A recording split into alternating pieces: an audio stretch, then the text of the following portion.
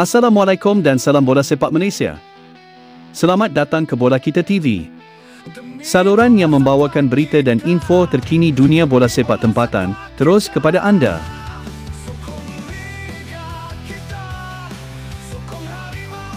Pemain sayap Terengganu FC, Safawi Rashid kembali menjadi pencabar hebat kepada Arif Aiman Hanapi. Kapten skuad PT itu beraksi cemerlang selaku pemain pinjaman musim 2024-25 dan menjadi tunjang pasukan Pantai Timur itu. Pemain berusia 28 tahun itu kembali menemui rentak jaringannya apabila menjaringkan 17 gol dalam semua kejohanan termasuklah 3 bantuan jaringan setakat ini. Reputasi Safawi mula menjadi buah mulut selepas tersenarai dalam pencalonan akhir bagi Anugerah Bola Sepak Kebangsaan 2024-25.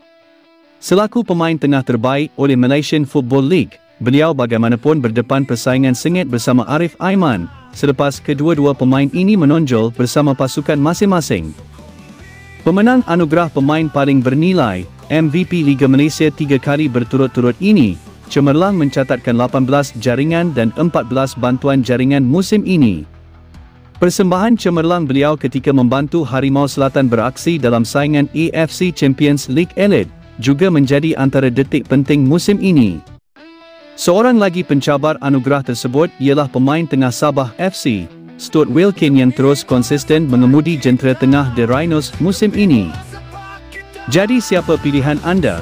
Safawi dengan kebangkitan luar biasa, Arif Aiman yang terus garang dengan statistik menakjubkan, atau Stuart Wilkin yang tenang tapi berkesan? Komen di bawah, jangan lupa like dan subscribe Bola Kita TV.